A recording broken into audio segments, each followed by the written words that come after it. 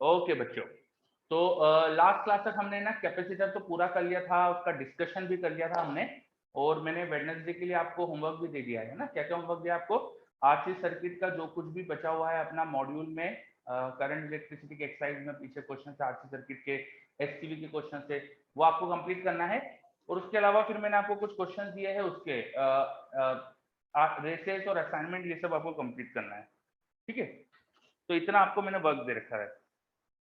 चलो, और आज अपन लोग एमएससी स्टार्ट करेंगे। एक बार सब बच्चे आ जाए फिर स्टार्ट करते हैं। जब तक आपको कोई डाउट हो, आपने कुछ भी पढ़ा हो। अच्छा, मैंने बोला था आपको है ना थोड़ा सा मैग्नेटिक फील्ड पढ़कर आना, आपने 10th में जो भी पढ़ा था, तो वहां से स्टार्ट करते हैं अपन। आपको कुछ क्या क्या पढ़ा आपने, क्या समझ में आया, क्या समझ में नहीं आया, जो जो पढ़ा है 10th तक आपने, आपको क्या क्या पता है मैग्नेटिक फील्ड के बारे में, यहाँ से स्टार्ट करते हैं अपन। चलो, गुड मॉर्निंग निकुंज सर, थोड़ा सा पोलराइजेशन वेक्टर एक्सप्लेन कर दीजिए। पोलराइजेशन वेक्टर मतलब क्या होता है? डाइलेक्ट्रिक्स में जब हम डाइलेक्ट्रिक्स को इलेक्ट्रिक फील्ड में प्लेस करते हैं, तो डाइलेक्ट्रिक में पोलराइजेशन, डाइलेक्ट्रिक में पोलराइजेशन हो जाता है। उसके अंदर जो मॉलिक्यूल्स, एटम, जो भी चीजें उसके कंस्टिट्यूएंट पार्टिकल्स है, वो डायपोल बन जाते हैं और उनका डायपोल मोमेंट कुछ क्रिएट हो जाता है।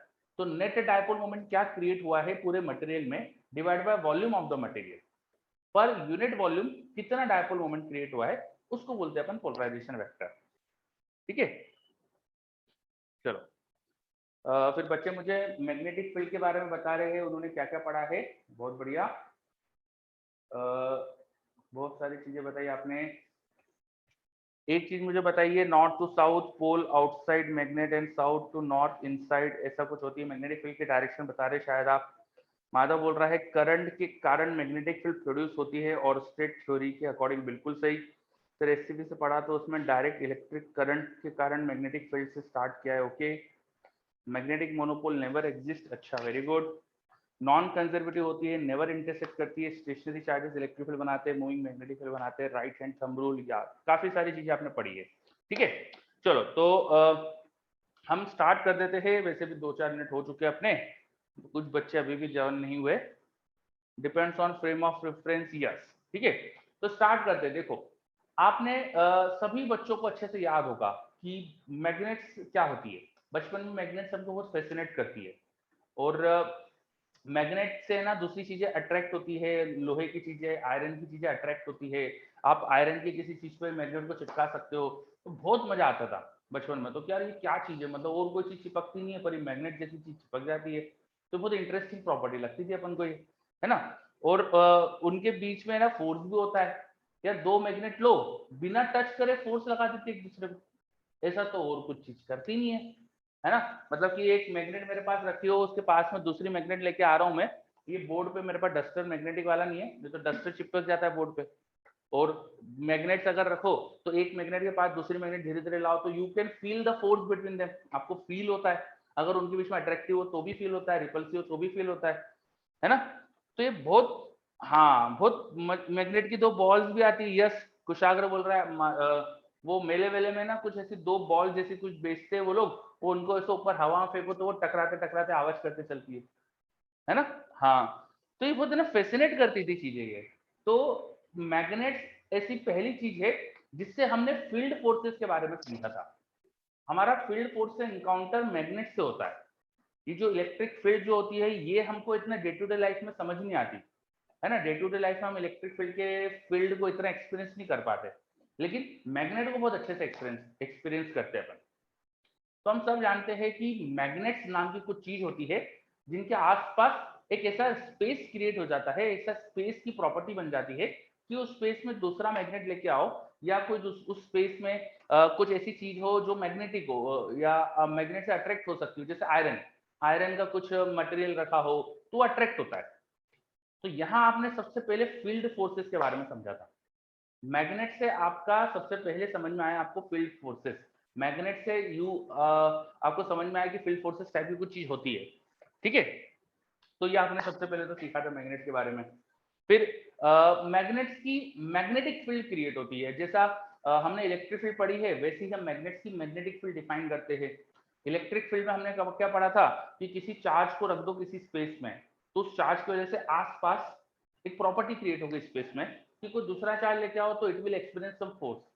बिल्कुल वैसे ही अगर आपने एक मैग्नेट रखी है किसी जगह पर तो उस मैग्नेट की वजह से आसपास मैग्नेटिक फील्ड क्रिएट हो जाती है। What is this magnetic field? कोई दूसरा मैग्नेट लेके आओ यहाँ पर तो it will experience a force, या उस पर टॉर्क भी लग सकता है, उस पर टॉर्क या फोर्स लग सकता है। मैग्नेट्स की फील्ड की वजह से फोर्स या टॉर्क लग सकता है। तो ये आपको पता है कि मैग्नेट्स की वजह से भी फील्ड क्रिएट होती है। जैसा इलेक्ट्रिक फील्ड होती है वैसे मैग्नेट की मैग्नेटिक फील्ड क्रिएट होती है। अब बात आती है मैग्नेटिक फील्ड को रिप्रेजेंट कैसे करें, इसको यूनिट क्या डिफाइन करें इसकी, है ना। और काफी चीजें आपने इसके बारे में और चीजें पढ़ी है 10th तक। मेरे पास कुछ बच्चे बता भी रहे सर मेटल्स अट्रैक्ट होते हैं या सिर्फ आयरन? मेटल्स सभी अट्रैक्ट होते हैं जिन मेटल्स में मैग्नेटिज्म की प्रॉपर्टी होती है। जो मेटल्स मैग्नेट से अट्रैक्ट होते हैं उनकी एक पर्टिकुलर क्लास ही है ना, वो ही अट्रैक्ट होते हैं बस। इनको अपन सबको बोल देते हैं पैरामैग्नेटिक। तो पैरामैग्नेटिक मटेरियल मैग्नेट से अट्रैक्ट होता है, ठीक है। उसके बाद फिर मेरे से और कुछ पूछा है, आयरन अट्रैक्ट होता है या वुड क्यों नहीं? Because iron is paramagnetic, would is diamagnetic. वो दोनों की क्लास अलग है। और पैरामैग्नेटिक डायमैग्नेटिक किसी मटेरियल को क्या बनाता है वो अपन समझेंगे आगे चल के, ठीक है। मैग्नेट से मैग्नेट अट्रैक्ट या रिपेल होता है वो तो समझ में आता है, बट आयरन ऑब्जेक्ट्स क्यों अट्रैक्ट होते हैं? वही अगेन रीजन है ना सर। वो व्हाइट बोर्ड पे मैग्नेट्स तो नहीं होता। नहीं, व्हाइट बोर्ड पे ना एक मेटल की प्लेट रहती है अंदर, और तुम्हारे जो डस्टर होते हैं ना उनके अंदर मैग्नेट्स आते हैं, तो वो डस्टर इन पे चिपक जाते हैं फिर, ठीक है। मैग्नेटिक फेरोमैग्नेटिक भी होता है ना कुछ, हाँ। जो बहुत स्ट्रॉन्ग मैग्नेटिक प्रॉपर्टी शो करता है वो फेरोमैग्नेटिक बोल देते हैं अपन। अनपेड इलेक्ट्रॉन पैरामैग्नेटिक बनाते हैं, बिल्कुल सही। अनपेड इलेक्ट्रॉन पैरामैग्नेटिक बनाते हैं, यस। फेरोमैग्नेटिक जैसा भी कुछ होता है, हाँ। सोलोनॉइड।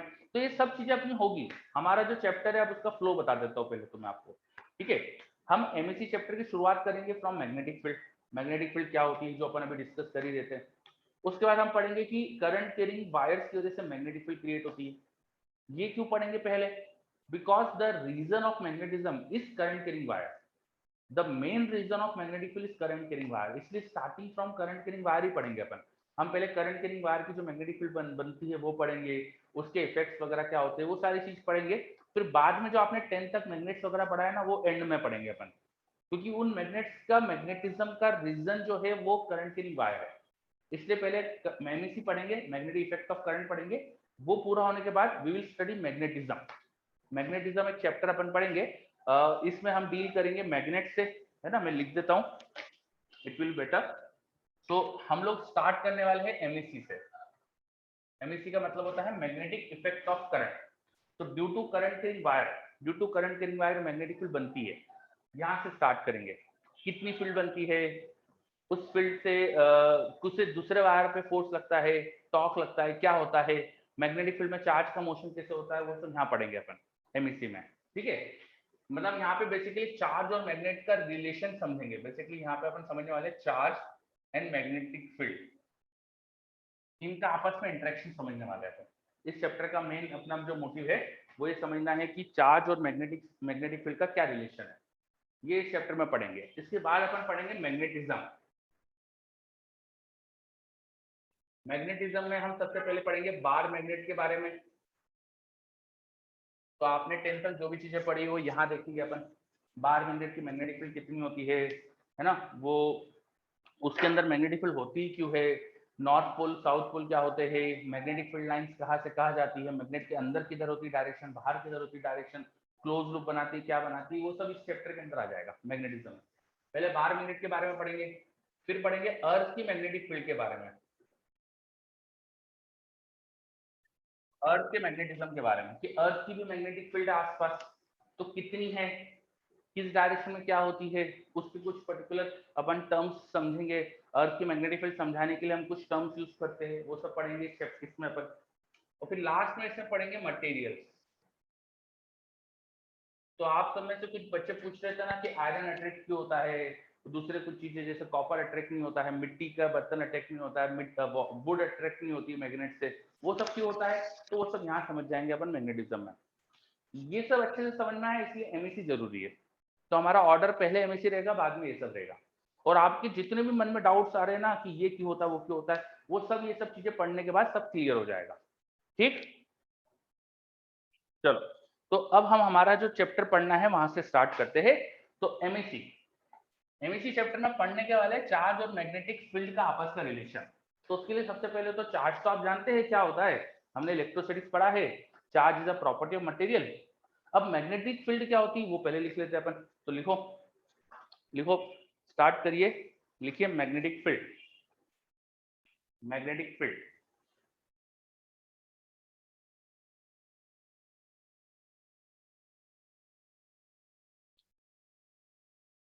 एमईसी में इलेक्ट्रिक फील्ड का सब कॉपी पेस्ट होगा। वैभव सुबह सब लिखना स्टार्ट करो, ये सारे जो डाउट्स आ रहे हैं सब वेट करिए, सब धीरे धीरे कवर हो जाएंगे आपके। लिखिए मैग्नेटिक फील्ड, देखो मूविंग चार्जेस और करंट लूप, मूविंग चार्जेस और करंट लूप और मैग्नेट्स, मूविंग चार्जेस और करंट लूप और magnets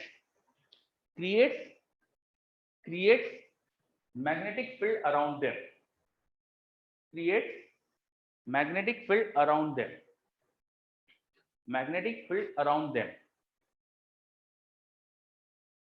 In the region of magnetic field, in the region of magnetic field,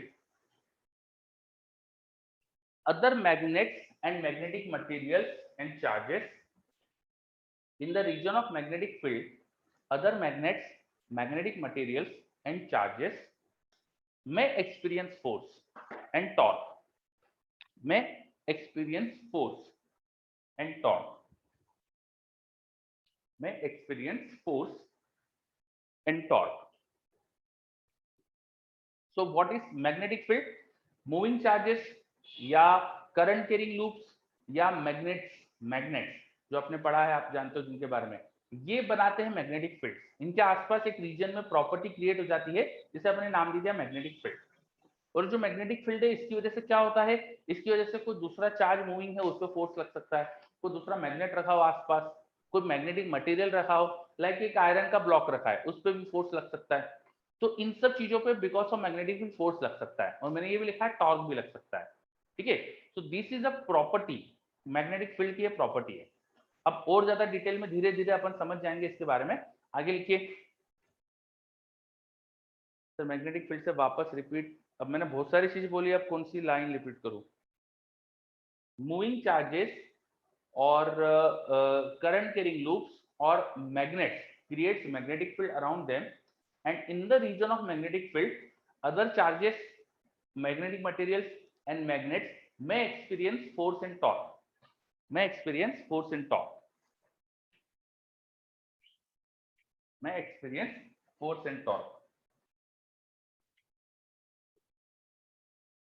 चलो clear, okay.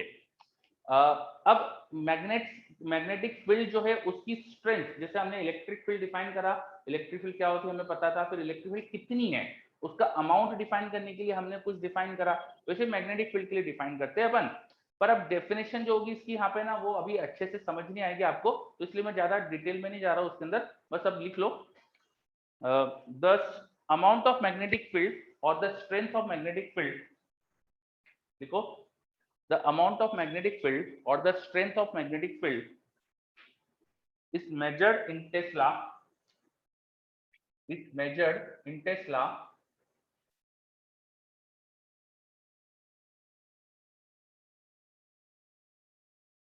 the amount of magnetic field or the strength of magnetic field is measured in Tesla,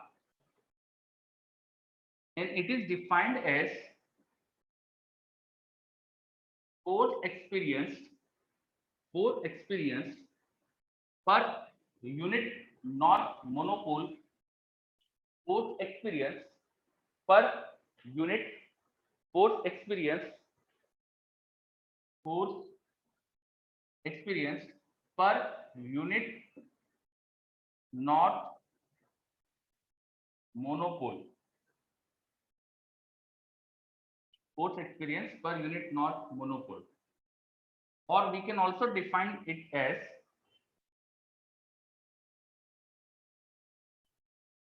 we can also define it as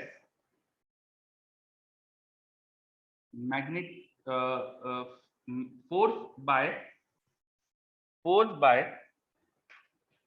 unit positive charge moving with unit velocity. Unit positive charge moving with unit velocity. Unit positive charge moving with unit velocity perpendicular to field. Moving unit positive charge moving with unit velocity perpendicular to magnetic field. Okay, force on unit positive charge with unit velocity perpendicular to B. चलो, अब ये दोनों जो expressions मैंने बताया ना, ये expressions ज्यादा अच्छे से समझने के लिए हमको धीरे धीरे पूरा चैप्टर समझना पड़ेगा, तब ये अच्छे से समझ में आ जाएगा आपको। अभी फिलहाल के लिए बस ऐसा याद रख लो, ये जैसे कि इलेक्ट्रिक फील्ड में हम डिफाइन करते हैं ना इलेक्ट्रिक फील्ड, कि इलेक्ट्रिक फील्ड होता है फोर्स पर यूनिट चार्ज, वैसे ही हम मैग्नेटिक फील्ड डिफाइन करते हैं फोर्स पर यूनिट पोल। जो इलेक्ट्रोस्टैटिक्स में चार्ज होता है वैसे ही मैग्नेटिक फील्ड में या मैग्नेट्स के लिए पोल होता है, मैग्नेट्स के लिए पोल होता है, और पोल का अमाउंट कितना है उसे मेजर करते हैं एम से। पोल की स्ट्रेंथ जिसे हम बोलते हैं पोल स्ट्रेंथ, इस एम को अपन बोलते हैं पोल स्ट्रेंथ। पोल स्ट्रेंथ जैसा इलेक्ट्रोस्टैटिक्स में चार्ज होता है, चार्ज क्रिएट्स इलेक्ट्रिक फील्ड, वैसे ही मैग्नेट्स के होते हैं पोल, वो क्रिएट करते हैं मैग्नेटिक फील्ड। तो पोल कितने अमाउंट का है, जैसे चार्ज को अपन कूलम से मेजर करते हैं ना, कितना चार्ज रखा है, वैसे अपन पोल्स के लिए एक यूनिट डिफाइन करते हैं कि पोल का अमाउंट कितना है, और वो यूनिट होता है पोल स्ट्रेंथ। तो force experience per unit pole strength बिल्कुल इलेक्ट्रिक फील्ड के जैसा ही इलेक्ट्रिक फील्ड के जैसा ही एक्सप्रेशन बन रहा है। इलेक्ट्रिक फील्ड होती थी force by charge, magnetic field होती है फोर्स बाय चार्ज के बदले यहाँ पर पोल ले लेना, तो यूनिट नॉर्थ पोल। और इलेक्ट्रोस्टैटिक्स में दो तरह के चार्जेस पढ़े अपन ने, पॉजिटिव एंड नेगेटिव। मैग्नेट्स में भी दो तरह के पोल होते हैं, साउथ पोल नॉर्थ पोल। तो नॉर्थ पोल जो होता है ना उसको अपन डोमिनेट करके लेके चलते हैं, उसके ऊपर जो फोर्स की डायरेक्शन है वही मैग्नेटिक फील्ड की डायरेक्शन डिफाइन करके चलते हैं। जैसा इलेक्ट्रोस्टैटिक्स में पॉजिटिव चार्ज पे फोर्स की डायरेक्शन इलेक्ट्रिक फील्ड की डायरेक्शन होती है, तो यहाँ पर नॉर्थ पोल पे फोर्स की डायरेक्शन मैग्नेटिक फील्ड की डायरेक्शन होती है। तो यहाँ पर नॉर्थ पोल पे लगने वाले फोर्स से अपन डिफाइन करते हैं मैग्नेटिक फील्ड। तो ये एक्सप्रेशन समझ में आ रहा है आपको? यस, बच्चे बोल रहे हैं yes, very good.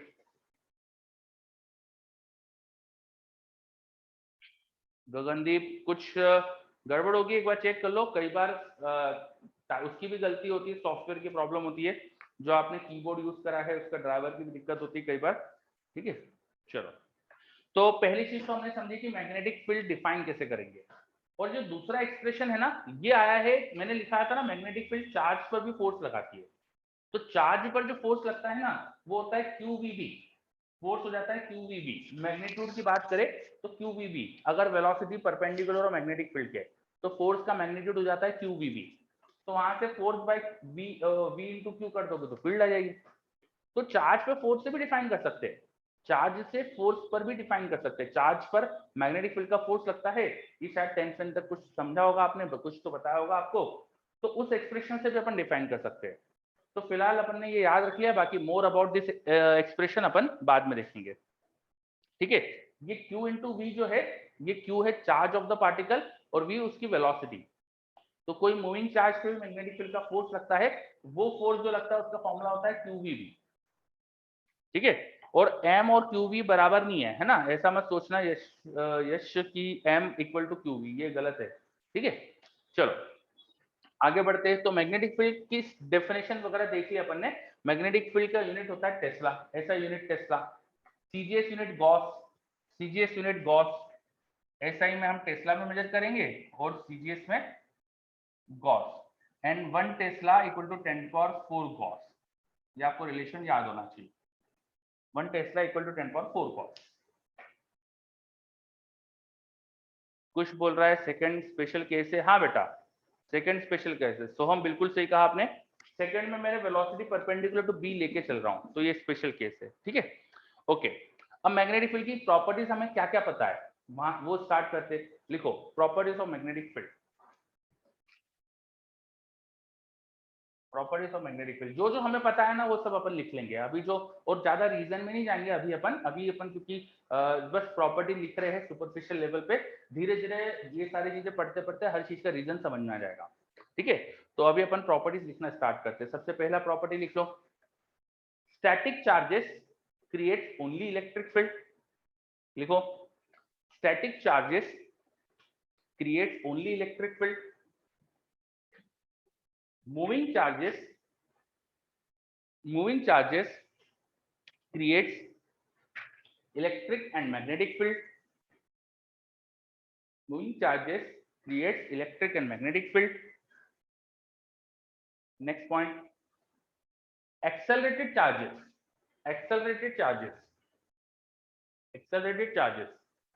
creates time varying electric and magnetic field. Accelerated charges creates time varying electric and magnetic field, which in turn creates EM waves. अगर आपके पास चार्ज है और वो रेस्ट पर है तो उसके आसपास आपको ओनली इलेक्ट्रिक फील्ड दिखती है। चार्ज अगर मूविंग है, सपोज विथ कांस्टेंट स्पीड,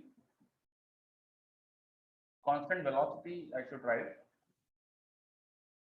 ठीक है, कांस्टेंट वेलोसिटी से कोई चार्ज मूव कर रहा है तो वो क्या क्रिएट करता है, वो इलेक्ट्रिक फील्ड भी क्रिएट करता है प्लस मैग्नेटिक फील्ड भी क्रिएट करता है। मैं एमएफ लिख देता हूं, मैग्नेटिक फील्ड को मैग्नेटिक फील्ड भी क्रिएट करता है। पर अगर चार्ज एक्सेलरेट हो रहा हो, इफ चार्ज इज एक्सेलरेटिंग मतलब चेंजिंग वेलोसिटी हो गई, चेंजिंग वेलोसिटी, चार्ज पार्टिकल की वेलोसिटी चेंज हो रही है, तब वो क्रिएट कर देता है ईएम वेव। ईएम वेव का मतलब इलेक्ट्रोमैग्नेटिक वेव, मतलब एक तरह से लाइट भी हमारी ईएम वेव है, पर लाइट की जो फ्रीक्वेंसी होती है वो अलग है। जरूरी नहीं कि चार्ज वही वाली फ्रीक्वेंसी की ईएम वेव बनाए, ईएम वेव की कई सारी फ्रीक्वेंसी हो सकती है और ईएम वेव की पल्स भी हो सकता है क्रिएट हो रही हो। वेव में आपने पढ़ा होगा कि वेव जरूरी नहीं हमेशा साइनोसॉइडल हो, वेव अलग अलग तरह की हो सकती है। Sinusoidal wave is just an example of waves. तरह तरह की वेव्स हो सकती है, अलग अलग वेव फॉर्म की वेव हो सकती है। वेव कंटिन्यूस हो ये भी जरूरी नहीं है, हो सकता है शॉर्ट ड्यूरेशन में डेवलप हो रही वेव तो उसे अपन वेव पल्स बोल देते हैं। तो वो अलग अलग तरह की ईएम वेव यहाँ पे भी बन सकती है ना। दिस इज नॉट नेसेसरीली कि वो साइन वेव भी बन रही हो। ठीक है, चलो, so when you have charge, उस चार्ज की वजह से ही इलेक्ट्रिक फील्ड क्रिएट होती है, उस चार्ज के मोशन की वजह से मैग्नेटिक फील्ड क्रिएट होती है और चार्ज की वजह से ही ईएम वेव क्रिएट होती है। Electric field, magnetic field both are the properties of charge. Electric field, magnetic field both are the properties of charge. Charge की प्रॉपर्टी है ये, चार्ज इलेक्ट्रिक फील्ड क्रिएट करता है, ये उसकी प्रॉपर्टी थी। मैग्नेटिक फील्ड भी यही क्रिएट करता है। ठीक है, अब मैग्नेट्स में ऐसा क्या होता है कि वहां पे मैग्नेटिक फील्ड क्रिएट हो जाती है, वहां एक्चुअली चार्ज के लूप्स हो जाते हैं, करंट कैरिंग लूप्स होते हैं। मैग्नेटिक फील्ड के लिए एक चीज और रिस्पॉन्सिबल होती है, करंट लूप। अगला स्टेटमेंट लिख सकते हो आप, अगली property, current loop creates magnetic field. Current loop creates magnetic field. they act as magnets, they act as magnet। कोई करंट कैरिंग लूप जो होता है जिसमें करंट फ्लो हो रहा है, मान लो एक मेरे पास सर्कुलर लूप है जिसमें करंट फ्लो हो रहा है, तो इस करंट कैरिंग लूप की वजह से हमें मैग्नेटिक फील्ड क्रिएट होते दिखती है लाइक दिस। और ये मैग्नेटिक फील्ड बिल्कुल वैसी होती है जैसे किसी बार मैग्नेट की मैग्नेटिक फील्ड होती है। Current carrying loop just creates magnetic field just like अ बार मैग्नेट, तो इसकी वजह से मैग्नेटिक फील्ड क्रिएट होती है। अब ये करंट कैरिंग लूप ही मेन रीजन हो गया मैग्नेट का प्रॉपर्टी का, मैग्नेट की जो मैग्नेटिक प्रॉपर्टी उसका मेन रीजन यही है। ठीक है, चलो पहले तो ये पॉइंट तो लिख लिया था आपने, इसमें कोई डाउट? और ये प्रॉपर्टी जैसे याद रखना है, इसका रीजन अभी अपन जानेंगे नहीं है ना, इनको जस्ट एज अ प्रॉपर्टी जैसा याद रखना है। ठीक है, चलो सेकेंड पॉइंट लिखा, magnetic field is also created by current loop, current loop act as magnets. Yes, है ना। अब मैग्नेट्स के अंदर होता क्या है, मैग्नेट मैग्नेटिक फील्ड क्रिएट क्यों करती है, थोड़ा सा इसको अपन एक्सप्लेन कर सकते हैं। लिखो अगला पॉइंट, थर्ड नंबर पॉइंट हो जाएगा। This is first, second, third number point. लिखो, एवरी मटेरियल हैज एटम्स और molecules. Every material has atoms और मॉलिक्यूल्स। भाई या तो एटम से मिलकर बना होगा और एटम तो मॉलिक्यूल से मिलकर बना होगा। ठीक है, and these atoms may have some unpaired electrons. These atoms or molecules may have some unpaired electrons, and due to their motion about nucleus,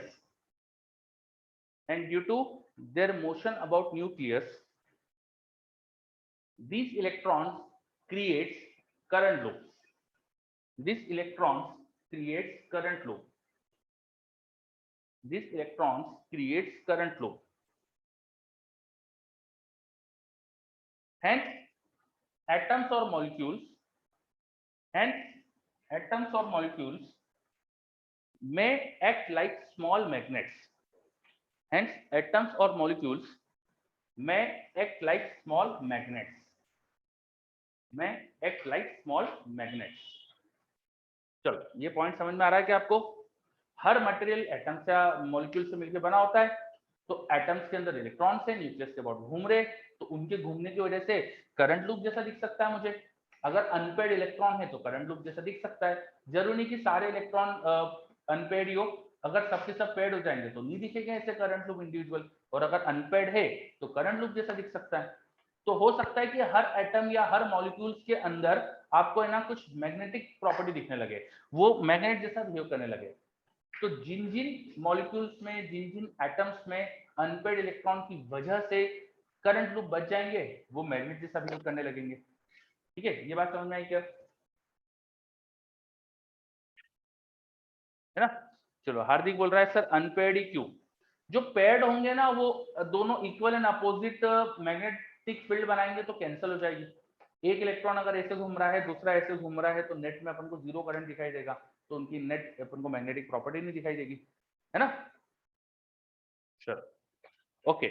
तो अनपेड इलेक्ट्रॉन्स की वजह से एटम्स या मॉलिक्यूल्स में हो सकता है कि मैग्नेटिक प्रॉपर्टी आ जाए, वो मैग्नेट जैसा बिहेव करने लगे। मैंने बताया ना current loop behaves like magnet.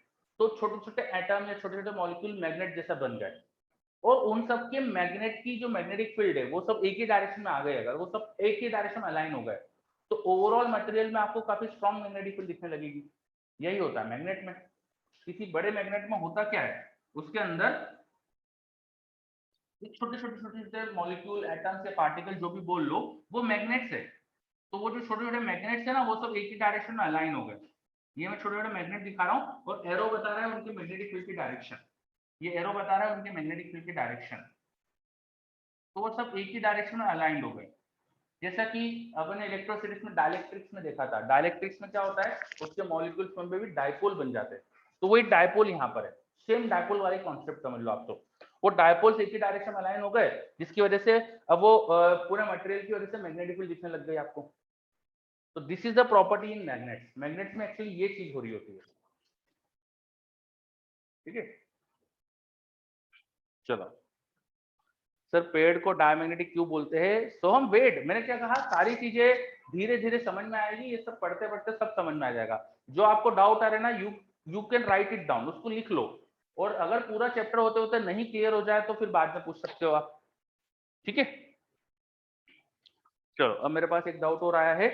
Sir air में O2 की वजह से एक न्यूट्रल, क्या लिख रहे हो सर? एयर में O2 की वजह से एक न्यूट्रल, एयर में O2 की वजह से एक neutral magnetic field should exist. Natural magnetic field should exist. जरूरी थोड़ी है कि वो सारे ऐसे एक ही डायरेक्शन में अलाइंड हो। हाँ, सब एक ही डायरेक्शन में अलाइंड हो तो मैग्नेटिक फील्ड बनेगी ना, अगर अलग अलग डायरेक्शन में तो थोड़ी बनेगी। ठीक है, चलो तो मैग्नेट्स की मैग्नेटिक फील्ड का रीजन क्या है समझ में आ रहा है? सारी कहानी स्टार्ट होती है ये मूविंग चार्जेस से। चार्ज की वजह से मैग्नेटिक फील्ड क्रिएट हो रही है ना? चार्ज रेस्ट पे तो इलेक्ट्रिक फील्ड बनाते हैं, चार्ज मूविंग तो मैग्नेटिक फील्ड बनाते हैं। करंट लूप में मूविंग चार्जेस है, उनकी वजह से करंट लूप मैग्नेट जैसा बिहेव करते हैं, और करंट लूप की वजह से ही किसी मैग्नेट के अंदर मैग्नेटिक फील्ड का रीजन आ रहा है। तो सारी कहानी चालू होती है मूविंग चार्जेस से। ओके, चलो मतलब मैग्नेटिक फोर्स मूविंग चार्ज पर ही लगती है। बिल्कुल सही विभव, बात करेंगे ये भी अपन। यहाँ पे वेलोसिटी चार्ज की इसलिए तो आइए, मूविंग चार्ज पे मैग्नेटिक फोर्स लगता है, क्योंकि F इक्वल टू क्यू भी था, V0 तो फोर्स जीरो हो जाएगा। बिल्कुल सही, ठीक है, ओके। अब एक और डाउट है सर, करंट लूप में भी चार्ज एक्सेलरेट होंगे? माधव हाँ, पर वो EM वेव नहीं बनाते। वो अपन आगे और समझेंगे चीजें, ठीक है। उन पे अपन ये मान के चलते हैं कि ईएम नहीं बनती है, वो करेंगे। जैसे हाइड्रोजन एटम में तो तुमने पढ़ा ही है ना, तुमने 11th क्लास में पढ़ा ही है कि हाइड्रोजन एटम में जब इलेक्ट्रॉन घूमता है न्यूक्लियस के अबाउट, तो आप ये थोड़ी मानते कि वो ईएम बना रहा है। अपने बोहर मॉडल में पढ़ा होगा, रदरफोर्ड मॉडल फेल हुआ था यही मान के कि ईएम बनाता है, पर प्रैक्टिकली नहीं बनती वहां पर, है ना।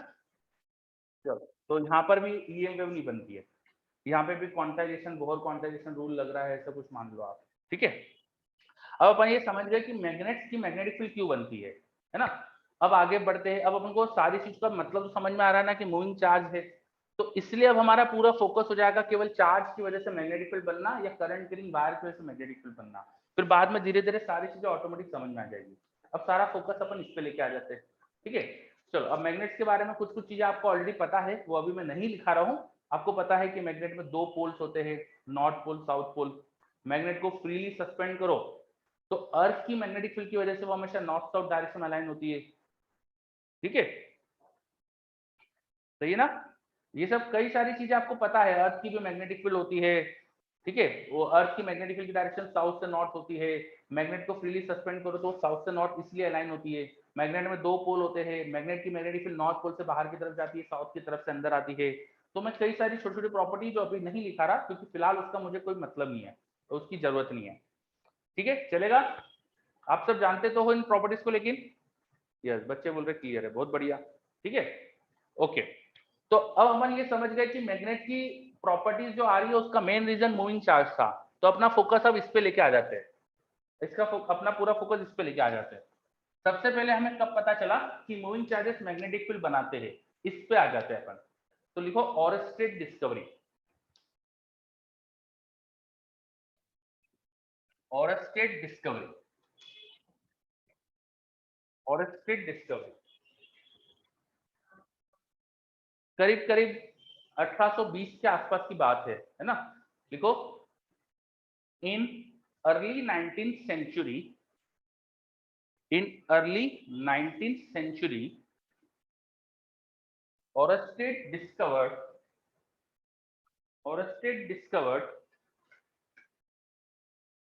that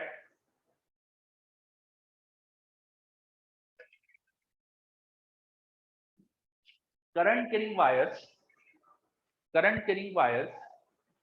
have magnetic field around them. रचित हैंड रेज कराए, कोई डाउट है क्या?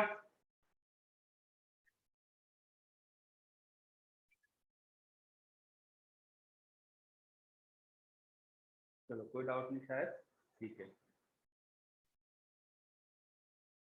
In early 19th century, Oersted discovered that current carrying wires have magnetic field around them. When a magnetic compass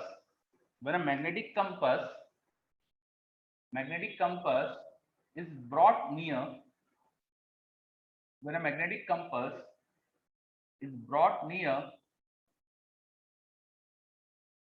a current carrying wire, when a magnetic compass is brought near a current carrying wire,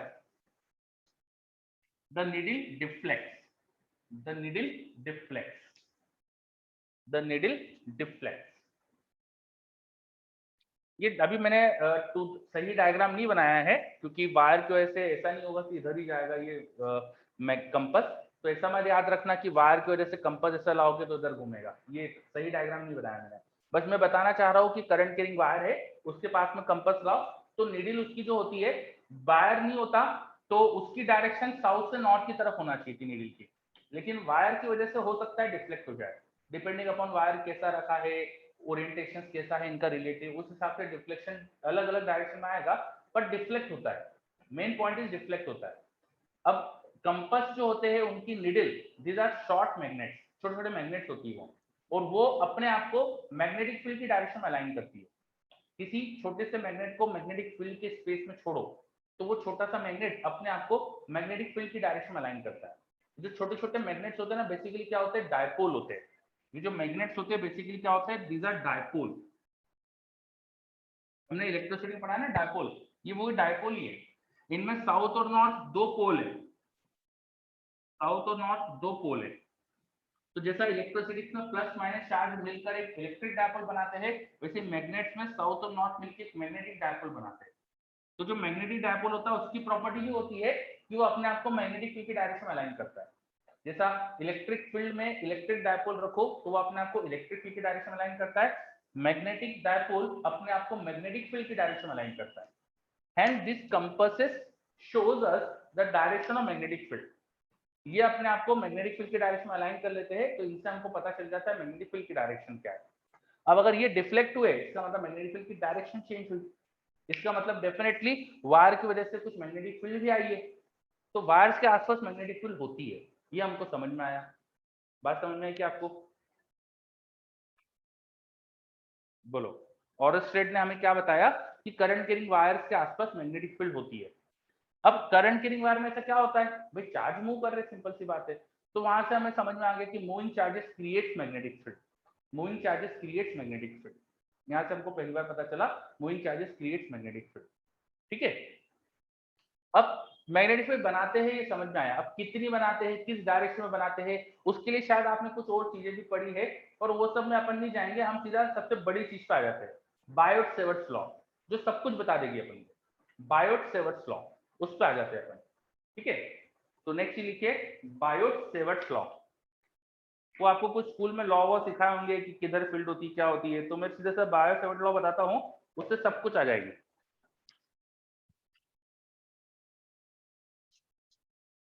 लिखिए Biot, BIOT, Biot Savart's law. Biot Savart's law.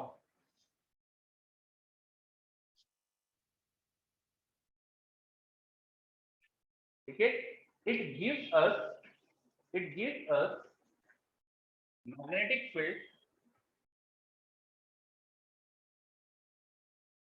magnetic field created by magnetic field created by a small segment of current carrying wire, a small segment of current carrying wire or moving charge, or moving charge. It gives us magnetic field created by a small segment of current carrying wire or moving charge. Suppose आपके पास एक current carrying wire है जिसमें कुछ current I flow कर रहा है। इस current carrying wire का एक छोटा सा सेगमेंट लो, छोटी सी लेंथ लो, मान लो ये लेंथ DL है, मान लो ये लेंथ DL है। इस करंट कैरिंग वायर की छोटी सी लेंथ लो, जिसको DL बोल दिया। इस DL को एक वेक्टर बनाओ जिसे हमने नाम दिया करंट एलिमेंट, जिसे हमने नाम दिया करंट एलिमेंट। करंट एलिमेंट का मतलब होता है जो आपने छोटी सी लेंथ ली ना, उसको वेक्टर बना लो, उसमें जो वायर में करंट है वो मल्टीप्लाई कर दो, तो IDL वेक्टर, इसे कहा जाएगा current element. IDL vector, current multiplied with small length vector, current in the wire multiplied with this length vector, and the direction of vector should be in the direction of current. This direction of vector, this is in direction of current, in direction of current. तो इस current element की वजह से हम magnetic field कितनी create हो रही है ये बता सकते हैं यूजिंग बायोट सेवर्ट्स लॉ। अब क्या बोलता है बायोट सेवर्ट्स लॉ, इस करंट एलिमेंट से अगर आपको किसी पोजीशन पर मैग्नेटिक फील्ड चाहिए, मान लो P पॉइंट पर मैग्नेटिक फील्ड चाहिए, तो करंट एलिमेंट से P पोजीशन तक का वेक्टर लो, करंट एलिमेंट से P पोजीशन तक का वेक्टर लो, करंट एलिमेंट और इनके बीच का एंगल देख लो, ये एंगल होगा थीटा। करंट एलिमेंट की डायरेक्शन करंट के अलाउंग इधर होगी, आर वेक्टर की डायरेक्शन ये होगी, इनके बीच में एंगल थीटा। अगर आपको यहाँ पर मैग्नेटिक फील्ड चाहिए तो छोटे से सेगमेंट की छोटी सी जो मैग्नेटिक फील्ड बनेगी वो होती है mu not by 4 pi I dl vector cross r vector upon mod of r cube. This is the magnetic field created by small current element at general point P। इस current element की वजह से किसी general point P पे magnetic field का ये formula. यहाँ पर जो म्यू नॉट बाय 4 पाई है, दिस इज अ कांस्टेंट। 4 पाई तो आप जानते हैं। म्यू नॉट को क्या बोलते हैं अपन, पहले देखा हुआ है आपने, बताओ म्यू नॉट को क्या बोलते हैं अपन? Permeability, yes. परमेबिलिटी, नॉट मतलब फ्री स्पेस की, ऑफ फ्री स्पेस। अगर मीडियम कुछ बदल दिया जाए बीच में तो आपको म्यू नॉट के बदले मीडियम की परमेबिलिटी ले लेना है, ठीक है। यहाँ पर विथ मीडियम इट चेंजेस, ये लिख देता हूं,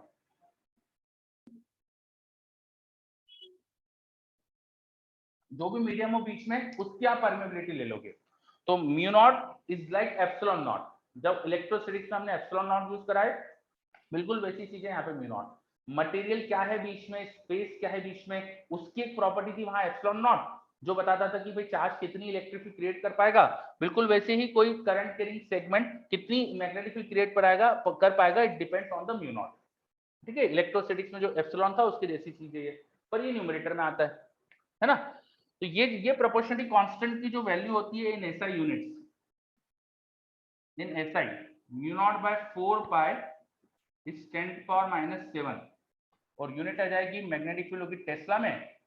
तो टेस्ला, ये देखो, ये डीएल मतलब मीटर, ये भी मीटर, नीचे मीटर का क्यूब, तो 1 मीटर बचेगा, टेस्ला मीटर, ये मीटर उधर आके मल्टीप्लाई होगा तो टेस्ला मीटर, और फिर करंट में एम्पियर यूनिट होता है तो डिनोमिनेटर में आ जाएगा टेस्ला मीटर बाय एम्पियर, ये इसकी यूनिट हो जाएगी। तो mu not by 4 pi 10⁻⁷ Tesla metre पर एम्पियर, ठीक है। चलो, तो एक स्मॉल छोटा सा करंट एलिमेंट का मतलब क्या होता है, वायर में छोटी सी लेंथ कट करो, उस छोटी सी लेंथ को एक वेक्टर बना दो, उसमें करंट इंटू डीएल वेक्टर बना दो, इसे बोलते हैं करंट एलिमेंट में वेक्टर की डायरेक्शन करंट की डायरेक्शन में लेते हैं, उसकी वजह से जो छोटी सी मैग्नेटिक फील्ड क्रिएट होती है उसका फॉर्मूला आ गया। इसमें पहला टर्म तो कांस्टेंट है, फिर बाकी सब क्या है, I current in the wire है, डीएल उस करंट एलिमेंट की छोटी सी लेंथ है, वो वेक्टरली लेना है आपको, ध्यान रखना। ये क्रॉस मतलब क्रॉस प्रोडक्ट करना है किसके साथ, आर वेक्टर के साथ। तो ये जो आपने पोजीशन वेक्टर लिया था इसके साथ आपको क्रॉस प्रोडक्ट करना है, और नीचे इस पोजीशन वेक्टर का मैग्नीट्यूड का क्यूब है। तो आप अगर यहाँ पे आर वेक्टर को लिखोगे उसका यूनिट वेक्टर इनटू मैग्नीट्यूड, तो मैग्नीट्यूड का नीचे स्क्वायर आ जाएगा, नीचे मैग्नीट्यूड का स्क्वायर आ जाएगा। तो ये बिल्कुल वैसे फॉर्मूला हो गया जैसे इलेक्ट्रिक फील्ड का फॉर्मूला होता था ना, के क्यू बाय आर स्क्वायर। तो के जैसा टर्म ये है, ये क्यू जैसा टर्म है, और इसको सॉल्व करके आर स्क्वायर जैसा टर्म बन रहा है, तो ऐसा याद रख सकते हो। अब ये फॉर्मूला कैसे आया, तो फॉर्मूला अभी हमको उसके डेरिवेशन में नहीं जाना है, हमको ये समझ लेना है कि इंपेरिकल है, ये याद कर लो, ठीक है। एक्सपेरिमेंटल है ऐसा मान लो फिलहाल, चलो, है ना, ओके। अब छोटे से सेगमेंट की छोटी सी मैग्नेटिक फील्ड का रिलेशन आ गया। अब इस रिलेशन में क्रॉस प्रोडक्ट है, इसका जरूर ध्यान रखना, ये क्रॉस प्रोडक्ट है, इसका बहुत ध्यान रखना पड़ेगा आपको। यही फॉर्मूला आप एक चार्ज के लिए, मूविंग चार्ज के लिए भी लगा सकते हो। मूविंग चार्ज के लिए जो करंट एलिमेंट वाली चीज हो जाएगी ना, उसको देखो क्या लिखेंगे, आई का मतलब होता है current flowing per unit time, charge flowing per unit time. कोई चार्ज अगर क्यू फ्लो कर रहा है तो dt टाइम में कितना डिस्टेंस चलेगा, वो dt टाइम में कितना डिस्टेंस चलेगा, उसको लिख दोगे v वेक्टर dt, उसको लिख दोगे v वेक्टर dt, है ना, इतना डिस्टेंस चलेगा। अच्छा, इस डिस्टेंस में जो चार्ज मूव कर रहा है वो q है, और dt टाइम में मूव कर रहा है, तो q बाय dt, ये अपन बोल सकते हैं करंट इफेक्टिवली दिख रहा है हमको, यहाँ जो इफेक्टिव करंट दिखेगा उसको लिख सकते हैं चार्ज बाय dt। तो मूविंग चार्ज के लिए अगर करंट एलिमेंट बनाएंगे अपन, तो current is q by dt, चार्ज की लेंथ जो हो रही है v वेक्टर dt, तो dt कैंसिल हो जाएगा qv vector. For moving charge the current element is qv vector, तो यहाँ पे बस qv वेक्टर लिख दो, मूविंग चार्ज की मैग्नेटिक फील्ड मिल जाएगी। अगर उससे आपको r वेक्टर पे जाके मैग्नेटिक फील्ड लिखना है तो आ जाएगी mu not by 4 pi qv vector cross r vector upon mod of r का क्यूब। तो क्या ये चीज समझ में आई, मूविंग चार्ज की magnetic field, okay. Cyclic integral लेते हैं ना, इसमें रेसिप्रोसिटी में था साइक्लिक इंटीग्रल, अभी शांति हो, हम करेंगे शांति शांति शांति। चलो, अभी अपन ने बात करी व्हाट इज बायो-सेवर्ट्स लॉ, क्या आपको बायो-सेवर्ट्स लॉ क्लियर। चलो, अब बायो-सेवर्ट्स लॉ से हमें एक टूल मिल गया जिससे हम मैग्नेटिक फील्ड डिराइव कर सकते हो, कोई वायर कितनी मैग्नेटिक फील्ड बनाएगा वो बता सकते हैं, ठीक है। तो स्टार्ट करते, है ना। तो स्टार्ट करेंगे विथ सबसे स्टैंडर्ड केस, अभी चार्ज की बात नहीं करेंगे अपन, चलो पहले एक क्वेश्चन कर लेते हैं चार्ज पे, फिर अपन वायर की मैग्नेटिक फील्ड देखेंगे। ठीक है, लिखो क्वेश्चन लिख लेते पहले, लिखो।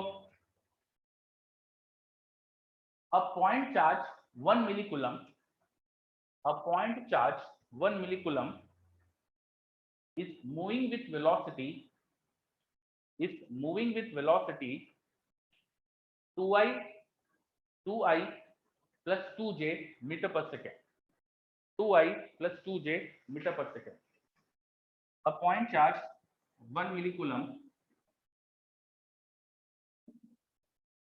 is moving with velocity 2i plus 2j meter per second. If charge is at location 4,3, if charge is at location 4,3, what is the magnetic field at origin due to this charge? What is magnetic field at origin due to this charge?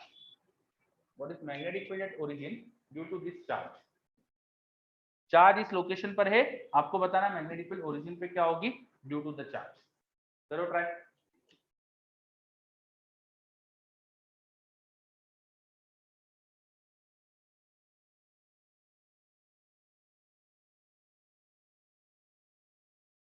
magnetic field at origin due to the charge.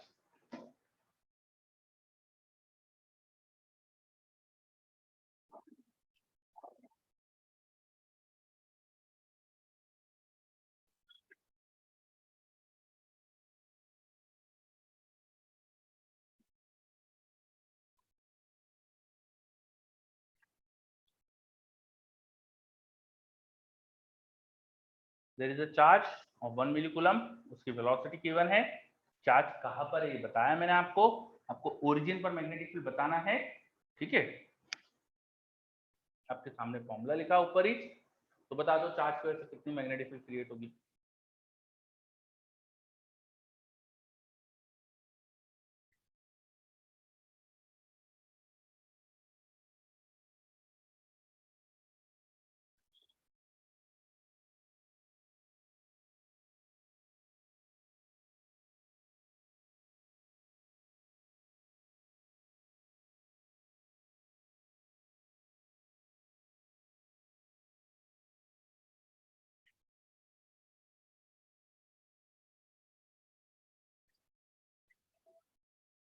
Reply आने लग गए मेरे पास, answer आ रहे हैं, थोड़े से varying answers है, तो एक बार देख लो अच्छे से।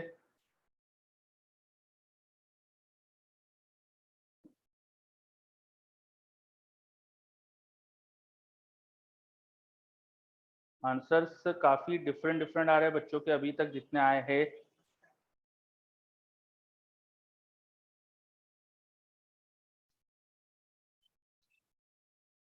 चलो, तो हमारे पास सब कुछ सामने लिखा है हमारे पास, है ना, हम फॉर्मूला यूज कर लेते हैं बस।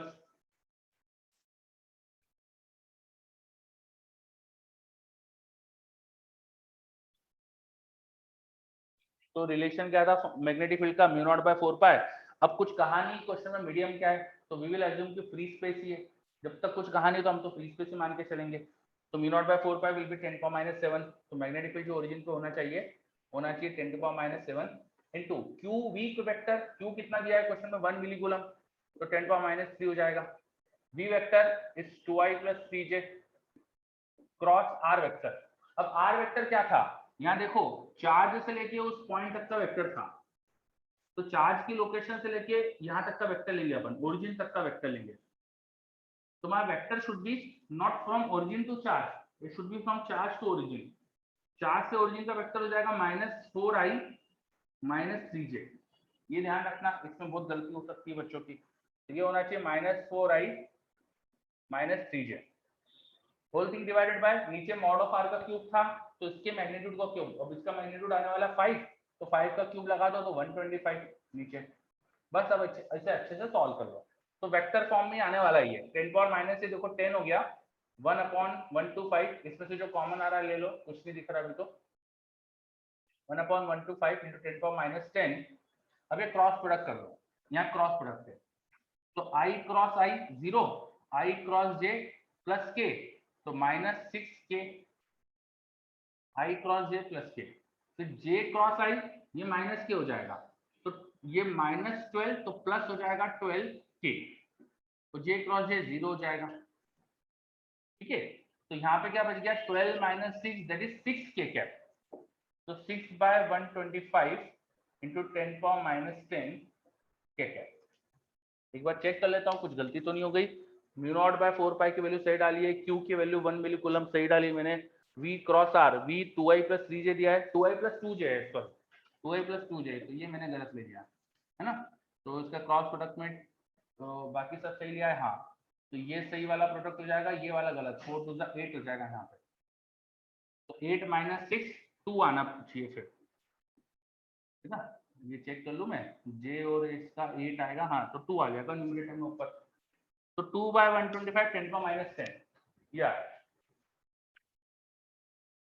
चलो अब क्लियर। कई बच्चों ने मुझे बोला कि मैंने वेलोसिटी गलत ली है, ठीक है। हाँ, तो इसमें एक डायरेक्शन का यहाँ बहुत गलती हो सकती थी, या माइनस साइन था, है ना, उसकी गलती हो सकती थी। अब जो डायरेक्शन आती है ना, वो निकालेंगे कैसे, ये अपन फटाफट निकाल भी सकते थे, डायरेक्शन क्या आना चाहिए, उसके लिए क्रॉस प्रोडक्ट करना जरूरी थोड़ी है, हमें तो दोनों वेक्टर की डायरेक्शन पता है ना किधर है। वेलोसिटी वेक्टर की डायरेक्शन देखो 2i प्लस 2j, वो कुछ ऐसी डायरेक्शन में, और यहाँ पे फील्ड निकालना है, तो v वेक्टर और r वेक्टर का क्रॉस प्रोडक्ट करोगे तो वो इनटू द बॉडी आना चाहिए,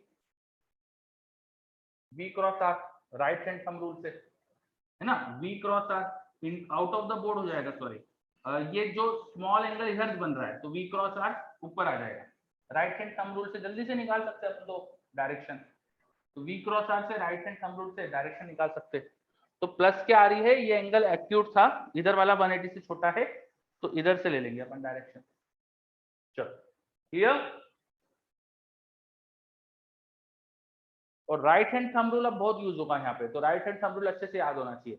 फर्स्ट वेक्टर की डायरेक्शन में राइट हैंड की फिंगर को रखना है, जो भी फर्स्ट वेक्टर है उसके डायरेक्शन में राइट हैंड की फिंगर रखेंगे, सेकंड की डायरेक्शन में फिंगर को रोल करेंगे, तो उसके लिए पहले हाथ एडजस्ट करेंगे कि सेकंड की डायरेक्शन में रोल कर पाए, फिर थंब की डायरेक्शन आपको डायरेक्शन दे देगी रिजल्टेंट की।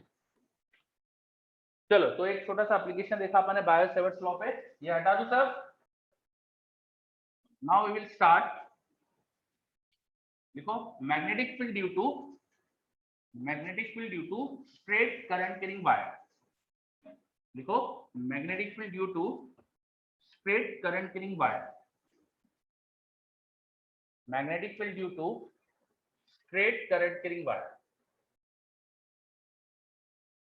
एक मेरे पास सीधा सीधा वायर है, उसकी वजह से किसी पॉइंट पर मुझे मैग्नेटिक फील्ड निकालना है, उसकी वजह से किसी पॉइंट पर मैग्नेटिक फील्ड निकालना है। वायर में करंट क्या है मुझे पता है, मान लो वो स्मॉल है, ये इस पॉइंट से वायर की परपेंडिकुलर डिस्टेंस क्या है वो मुझे पता है, मान लो वो स्मॉल आर है, ठीक है, ये डिस्टेंस मैंने स्मॉल आर मान लू, और मान लो आपको इन्फॉर्मेशन ये पता है कि इस पॉइंट पर वायर के एंगल्स क्या बन रहे हैं, जैसा इलेक्ट्रोस्टैटिक्स में करा था ना अपन ने, एक स्ट्रेट रॉड की इलेक्ट्रिक फील्ड के लिए बिल्कुल वैसे ही मैं एंगल यहाँ पे ले रहा हूँ, ये अल्फा और बीटा, जैसे स्ट्रेट रॉड की इलेक्ट्रिक फील्ड के लिए भी मैंने ऐसे अल्फा बीटा एंगल डिफाइन करे थे, वैसे ही सेम अल्फा बीटा डिफाइन करते हैं यहाँ पे, ठीक है। अब स्ट्रेट वायर के बना मैग्नेटिक फील्ड निकालते, यस, तो हमें पता है कि इस वायर का छोटा सा अगर एलिमेंट चूज करूं मैं यहाँ पर, तो उसकी वजह से यहाँ मैग्नेटिक फील्ड कितनी होगी हम जानते हैं। वो लिखने के लिए मुझे पहले तो ये वाला वेक्टर चाहिए। अब एक काम करता हूँ मैं, एक ये डायग्राम छोटा करके यहाँ बना देता हूँ, और सॉल्व करने के लिए अलग डायग्राम बना लेते हैं अपन। तो यहाँ मैग्नेटिक फील्ड निकाल रहे हैं, we know this alpha and beta angle, ये डिस्टेंस r है और वायर में करंट I है ना, छोटे डायग्राम बना दिया मैंने अलग। अब इसको मैं सॉल्व करता हूँ, तो ये अल्फा बीटा भी यहाँ नहीं दिखा रहा मैं, ठीक है। तो यहां से हमें मैग्नेटिक फील्ड निकालना है इस पॉइंट पे, तो मुझे आर वेक्टर चाहिए। ये आर वेक्टर के लिए काम करते हैं हम, मान लेते हैं यहाँ से वाई हाइट पे गए थे, और ये हमने छोटी सी लेंथ को dy लिया है, ठीक है। फिर ये जो लेंथ हो जाएगी वो आप आसानी से लिख सकते हो, y और r का पाइथागोरस थ्योरम से √y² + r², ये चीज चाहिए थी आपको। अब मैग्नेटिक फील्ड के लिए छोटे से सेगमेंट की छोटी सी फील्ड का एक्सप्रेशन जो था, वो देखो क्या होता है, वो था μ0/4 पाई i dl vector cross r vector upon में मॉड ऑफ आर का क्यूब।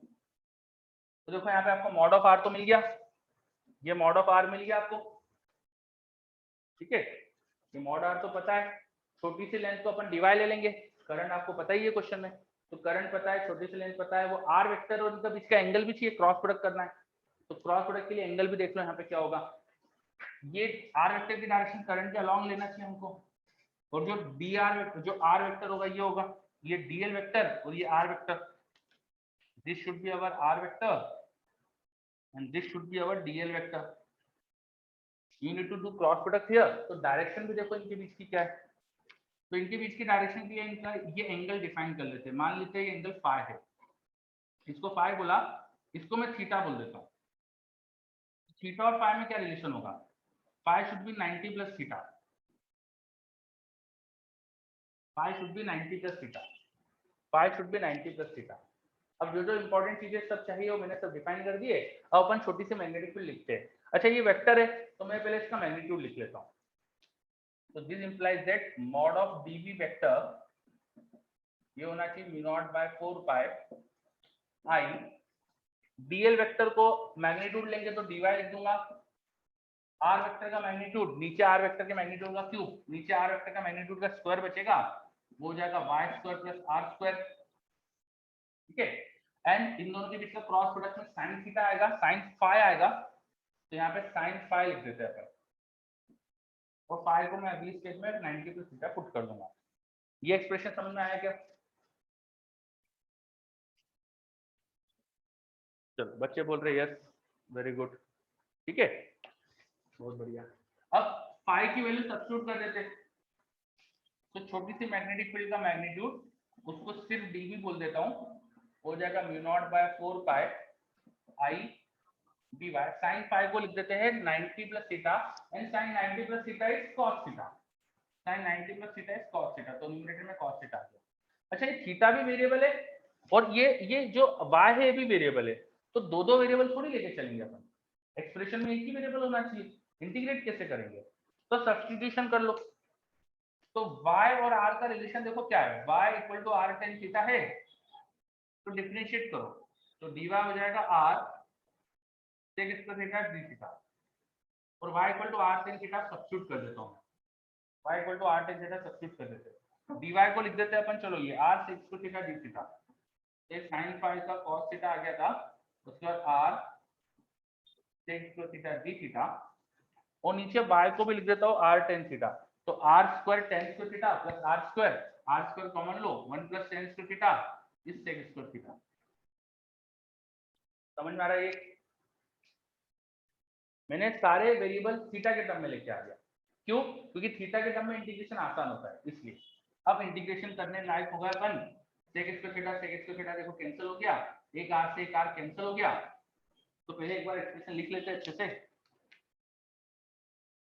छोटी सी मैग्नेटिक फील्ड आ गई mu naught by 4 pi, current को स्मॉल आई बोला था ना मैंने, स्मॉल आई लिख के चलेंगे ना, कैपिटल आई को लिख लीजिए, स्मॉल आई, ऊपर बच रहा है cos थीटा d थीटा, और नीचे एक r बच रहा है, तो r के स्क्वायर से एक r कैंसिल हुआ तो एक r बच गया। ये छोटी सी मैग्नेटिक फील्ड का मैग्नीट्यूड आया। Now magnetic field is a vector quantity just like electric field, तो डायरेक्शंस का ध्यान बहुत रखना पड़ता है, डायरेक्शन के बिना अपन कभी भी बिना डायरेक्शन ध्यान रखे इंटीग्रेट नहीं करेंगे। तो डायरेक्शन सोचो अब इसकी किधर है, मैग्नेट जो छोटा सा करंट एलिमेंट है उसकी डायरेक्शन करंट के अलाउंग लेंगे, आर वेक्टर ऐसा लेंगे, तो मैग्नेटिक जो डीएल वेक्टर ऐसा है, आर वेक्टर ऐसा है, दोनों का cross product is into the board, ये जो छोटी सी मैग्नेटिक फील्ड है वो इनटू द बोर्ड आई है, इनटू द बोर्ड शो करने के लिए यहाँ पर मैग्नेटिक फील्ड ऐसा अंदर की तरफ है, वो शो करने के लिए अपन क्रॉस से रिप्रेजेंट करते हैं, क्रॉस का मतलब कोई वेक्टर इनटू द बोर्ड है, क्रॉस का मतलब क्या होता है, इनटू द बोर्ड है, direction is into the plane, जिस प्लेन पर अपन ने ऐसा क्रॉस बनाया है तो उस वेक्टर की डायरेक्शन उस प्लेन के बिल्कुल परपेंडिकुलर, ठीक है। अब मैं ये एलिमेंट कहीं और लेके चेक करता हूँ कि डायरेक्शन क्या आएगी, यहाँ ले लो, यहाँ पर एलिमेंट ले लो, तो यहाँ एलिमेंट लेंगे तो डीएल वेक्टर ऐसा, ये आर वेक्टर ऐसा, डीएल क्रॉस आर फिर अंदर आएगा, कहीं भी लो डायरेक्शन हमेशा सेम आ रही, सब जगह सभी सेगमेंट्स की वजह से यहाँ मैग्नेटिक फील्ड हमेशा इनटू द बोर्ड आ रही है, तो ये जो छोटी छोटी मैग्नेटिक फील्ड है जिसका मैग्नीट्यूड अपन ने लिखा, ये हमेशा एक ही डायरेक्शन में इनटू द बोर्ड है, तो फिर तो अपन स्केलरली जोड़ दो इनको, डायरेक्शन सेम है तो। बात समझ में आई? यहाँ पे मैंने चेक करा कि all segments are producing dB vector into the board, into the plane लिखना, आप थोड़ी बोर्ड लिखोगे, ठीक है। तो सबकी डायरेक्शन सेम है, डायरेक्शन सेम है, तो इंटीग्रेशन के लिए अब मुझे डायरेक्शन का ध्यान में रखना है, सीधे सीधे मैग्नीट्यूड जोड़ दूंगा, तो सीधे सीधे अब इनके मैग्नीट्यूड को जोड़ देते हैं। This implies that the net magnetic field should be just integration of magnitude. तो मैग्नीट्यूड में म्यू नॉट बाय 4 बाय आई और आर। अच्छा, ये आई तो करंट है और ये आर भी देखो कांस्टेंट है, r is this perpendicular distance constant है, तो बाहर ले लो, अंदर बचेगा integration cos theta d theta. अब थीटा की लिमिट लगानी पड़ेगी, तो ये थीटा की लिमिट क्या होगी, जब सबसे ऊपर चले जाओगे तो इस कोने का एंगल जो बन रहा था वो अल्फा था, और नीचे जाओगे तो माइनस बीटा, डायरेक्शन नीचे की तरफ माइनस लेंगे अपन, और लिमिट लगा लो। cos का इंटीग्रेशन क्या होता है, साइन, साइन में लिमिट लगाओ अल्फा और बीटा, ठीक है। तो सॉल्व करके हमारे पास आ रहा है B vector mu not by 4 pi I by are sine alpha minus sine of minus beta. आपने बीटा को नेगेटिव सब्स्टिट्यूट करा और बाहर बीच में एक माइनस साइन भी आएगा लिमिट रखने की वजह से, तो sine of negative theta minus आगे ले आओ, तो बी वेक्टर का एक्सप्रेशन आ गया mu not by 4 pi I by are sine alpha plus sine beta, ये एक्सप्रेशन आ गया हमारे पास। बोलो, इज इट क्लियर? सभी बच्चे देखो अच्छे से।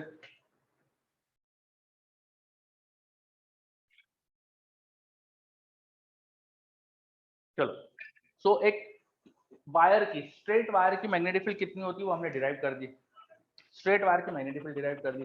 कैसे डिराइव करा है उसको अच्छे से समझना। ये ऑल सेगमेंट्स की मैंने मैग्नेटिक फील्ड की डायरेक्शन चेक करी, किधर है, हमेशा मैग्नेटिक फील्ड वेक्टर है तो देखना चाहिए आपको, ठीक है। और इलेक्ट्रिक फील्ड के जैसे ही आ गया। हाँ बोलो।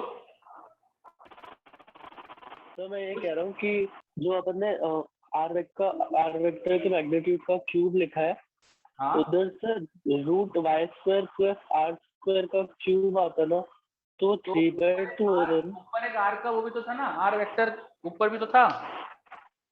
देखो इसका अगर मैं मैग्नीट्यूड लिखूंगा तो mu not by 4 pi I dl r sine theta, sine pi लिखना चाहिए सॉरी, अपॉन आर क्यूब, तो एक आर स्क्वायर बचेगा ना बस। ओके तो हाँ चलो, ये कंप्लीट, इसमें किसी को कोई डाउट?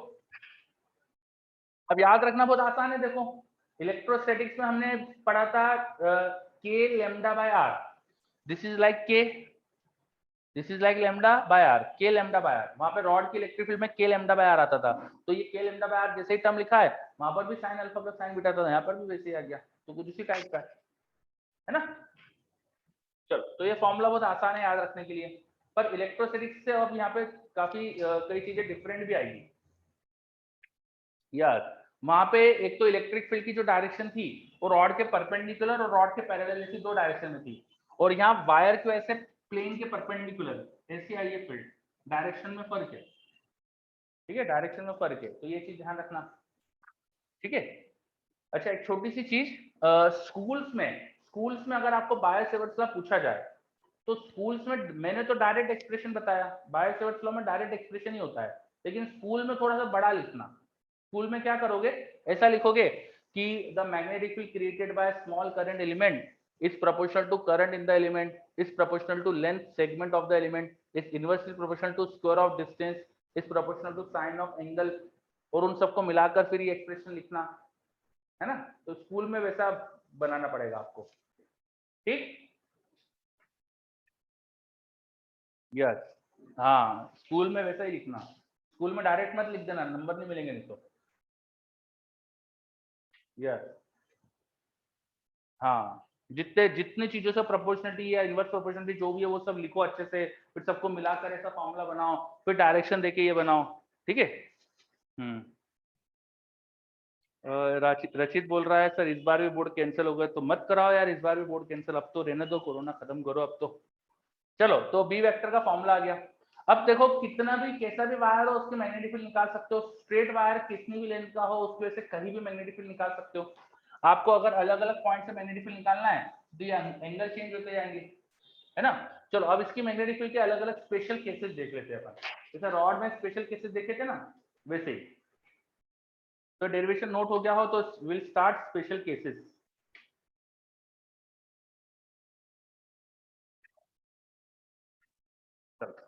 तो ये हटा देता हूं मैं।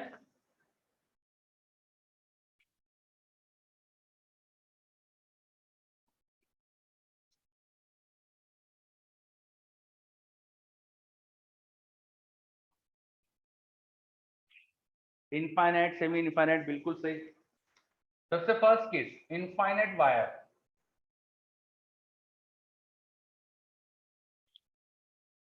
एक इनफाइनाइट वायर है, इसमें करंट आई है, इसकी वजह से आर डिस्टेंस से आपको मैग्नेटिक फील्ड लिखना है।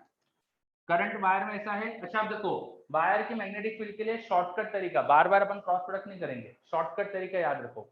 वायर में स्ट्रेट वायर की जब फील्ड निकालना है तो वायर में जो करंट है उसकी डायरेक्शन में राइट हैंड का थंब रखो, राइट हैंड का थंब रखो वायर में करंट की डायरेक्शन में, जहां फील्ड चाहिए वहां फिंगर्स पॉइंट करो तो आपके पाम के परपेंडिकुलर फील्ड आती है।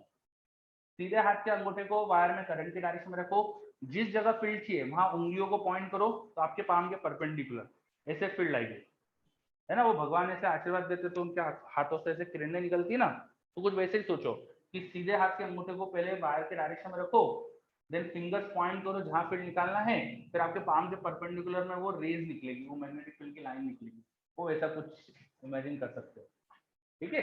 हाँ चलो राइट हैंड पाम रूल बोल सकते हैं इसको, पर नाम वाम में कोई मतलब नहीं, यूज करते आना चाहिए, नाम याद हो यूज करते नहीं आए कोई कोई फायदा नहीं है, यूज करते आना चाहिए, ठीक। सर बोलो। सर अपन ये जो केसेस देख रहे वायर के, हाँ तो सर इसमें वहां पे जब उसको मैग्नेटिक फोर्स लगेगा तो सर उसका मोशन वो वायर के अराउंड वो रोटेशनल मोशन टाइप्स करेगा क्या? पढ़ेंगे, शांति पढ़ेंगे, धीरे धीरे सब चीज आएगी अपनी, है ना। चलो तो अभी सिर्फ वायर की मैग्नेटिक फील्ड डिराइव करिए, इस पे फोकस रखो बस। तो इस वायर की फील्ड यहाँ कितनी होगी, इनफाइनाइट वायर है तो दोनों कॉर्नर के एंगल इसमें पाई बाय टू हो जाएंगे, अल्फा बीटा दोनों को पाई बाय टू सब्स्टिट्यूट कर दो यहाँ पर, तो आंसर हो जाएगा मेरे पास mu not by 4 pi I by are sine pi by two plus sine pi by two, तो दिस विल बिकम 2 सो नीचे का एक 2 कैंसिल कर दो, mu naught I by 2 r 2 pi r, mu naught I by 2 pi r. Infinite long wire की magnetic field mu naught I by 2 pi, infinite long wire की magnetic field mu naught I by 2 pi R. Gopal yes wait करो। फिर second case semi infinite wire,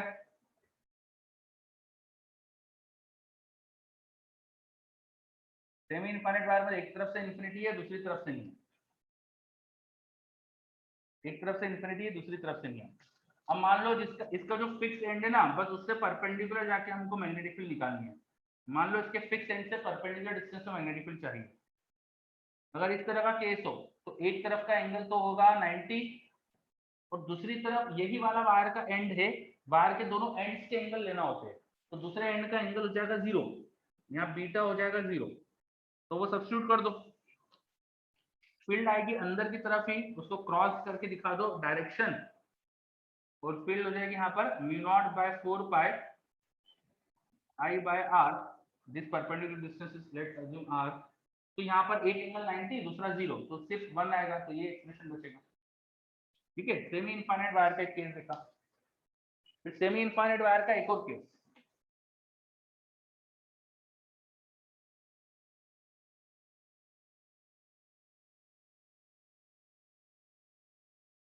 third.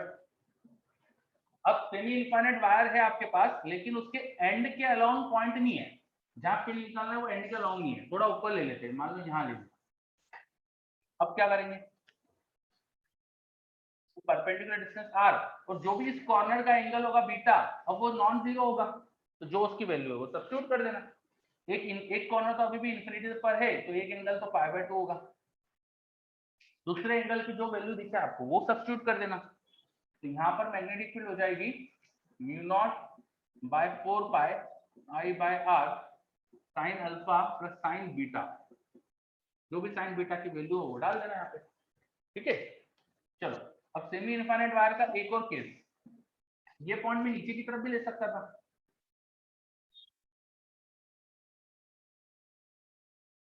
मान लो आपको यहाँ magnetic field निकालनी है, जहां मैग्नेटिक फील्ड निकालनी है वहां से परपेंडिकुलर वायर पे नहीं आ रहा है, वायर का लोअर एंड ऊपर की तरफ है, तो इस केस में अपन जो बीटा एंगल ले लेंगे वो नेगेटिव ले लेंगे, कि हमने डेरिवेशन में बीटा को नीचे की तरफ माना था, बट दिस इज अबव, तो बीटा हमने नेगेटिव पुट करा था क्योंकि नीचे था, अब नेगेटिव नहीं पुट करना है, तो ये मान लो कि पहले जो बीटा पुट करा उसको नेगेटिव डालना है, नेगेटिव और नेगेटिव प्लस हो जाएगा, और अल्फा तो यहाँ पाई बाय 2 है, यहाँ पे फील्ड आएगी करंट वायर में आई मान के mu not by 4 pi I by are sine alpha minus sine beta बन जाएगा आपके पास।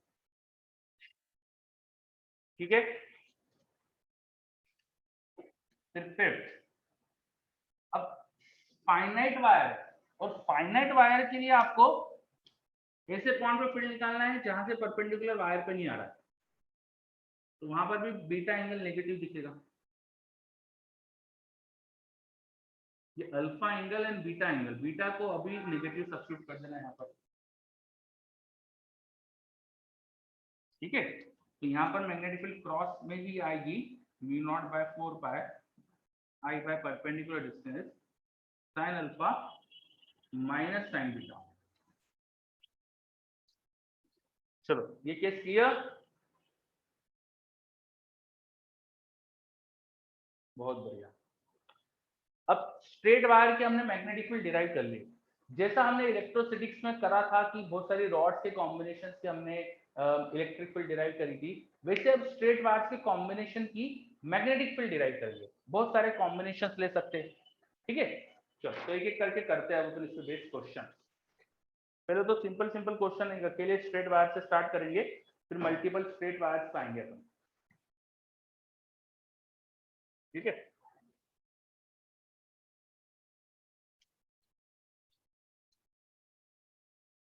आप अगर BB1 देखोगे तो BB1 में सारे ही क्वेश्चन स्ट्रेट वायर के, पूरा beginner box 1 is on straight wire, straight wire के मैग्नेटिक फील्ड निकालने का ही पूरा बिगिनर बॉक्स है।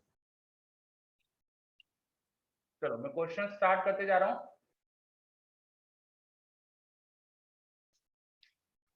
पहले आसान क्वेश्चन से चालू करेंगे हम।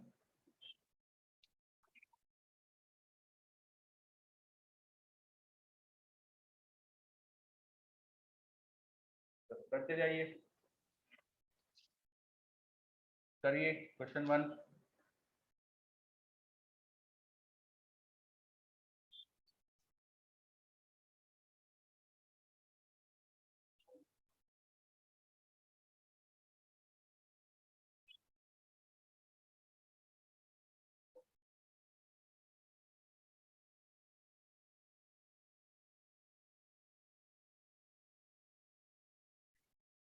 ये पॉइंट P दिखा रहा हूं जहां पर आपको मैग्नेटिक फील्ड बतानी है, पॉइंट P पर आपको मैग्नेटिक फील्ड बतानी है।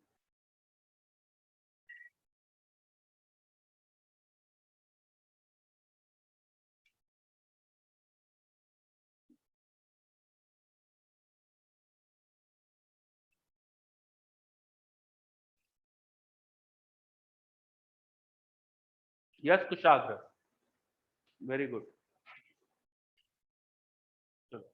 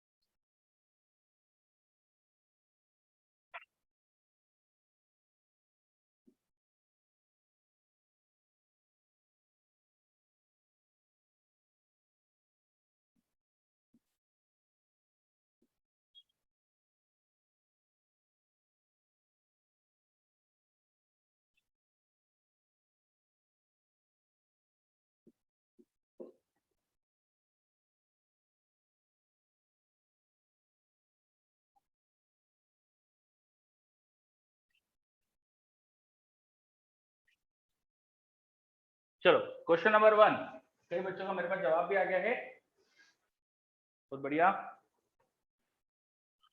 मैं करके बताता हूँ क्वेश्चन नंबर 1। इस वायर की वजह से यहाँ मैग्नेटिक फील्ड लिखेंगे, दोनों तरफ 60-60 एंगल है, डायरेक्शन इनटू द बॉडी आएगी, और कितनी आएगी, μ0/4 which is 10⁻⁷, current in the wire upon perpendicular distance is 1 into sine of angle, sin 60 plus sin 60 will be √3, तो यह करेक्ट आंसर हो जाएगा 2√3 into 10⁻⁷ Tesla, first answer 2√3 10⁻⁷ Tesla, बिल्कुल सही। चलो सेकंड क्वेश्चन, अब डायग्राम से समझना पड़ेगा कि पी पॉइंट कहाँ है।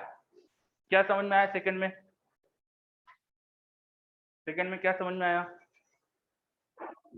इक्विलेटरल ट्राइंगल बन गया है, बिल्कुल सही। तो इक्विलेटरल ट्राइंगल में अब आपको परपेंडिकुलर डिस्टेंस निकालना पड़ेगी, ये 30-30 एंगल हो जाएंगे, 1 cos 30 हो जाएगा परपेंडिकुलर डिस्टेंस, तो μ0/4 which is 10⁻⁷ into current in the wire through दिया है, परपेंडिकुलर डिस्टेंस इज 1 cos 30, ये 30 डिग्री एंगल होगा, तो 1 cos 30 is √3/2 into sine of angle sin 30 plus sin 30, half plus half 1 हो जाएगा, तो सॉल्व करके 4 ऊपर आ गया, 4/√3 into 10⁻⁷ टेस्ला, ये आएगा यहाँ पे आंसर 4/√3 10⁻⁷ टेस्ला, ये 2 ऊपर गया तो 4/√3 10⁻⁷ टेस्ला, ठीक।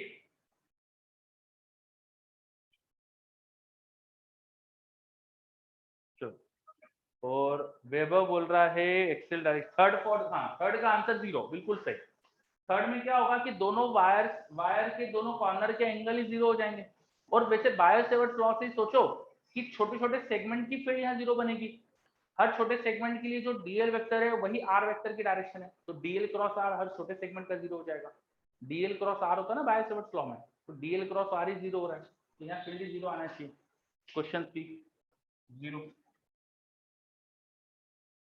तो क्वेश्चन 4, ये सेमी इनफाइनाइट वायर और ये भी सेमी इनफाइनाइट वायर, और यहाँ पी पॉइंट में मैग्नेटिक फील्ड पूछ ली, तो ये थोड़ा सा गलत कर सकते थे आप, इसको थोड़ा सही से करना है ना। दो कंपोनेंट्स नहीं, कंपोनेंट तो देखो दोनों ही वायर की फील्ड जो आएगी वो बाहर की तरफ आएगी, इस वाले वायर की वजह से फील्ड भी बाहर आएगी। मैंने बताया था ना right hand thumb rule, wire में करंट की डायरेक्शन में राइट हैंड के थंब को रखो और जहां फील्ड निकालना है वो फिंगर पॉइंट करो, तो पाम के परपेंडिकुलर फील्ड होती है सब, ठीक है। और वैसे इसकी भी ऐसी होगी, तो यहाँ बाहर की तरफ फील्ड है, तो दोनों की वजह से फील्ड की डायरेक्शन सेम है। प्लेन के बाहर को अपन ऐसा डॉट से दिखाते हैं, इसका मतलब out of the plane, out of plane, तो यहाँ magnetic field out of the plane होने वाली, cross into the board, dot out of the board, यहाँ क्रॉस मतलब इनटू द बोर्ड होता है, डॉट मतलब आउट ऑफ द बोर्ड, ठीक है। अब दोनों वायर की फील्ड सही से निकालना, गलती के चांस होते हैं यहाँ, ये परपेंडिकुलर डिस्टेंस दोनों तरफ अलग अलग आएगी, आर का इधर कंपोनेंट साइन होगा,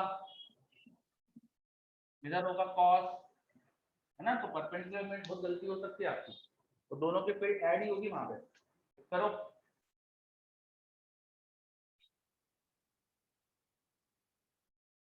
बाकी पुराने क्वेश्चन हटा देता हूँ जो हो चुके हैं।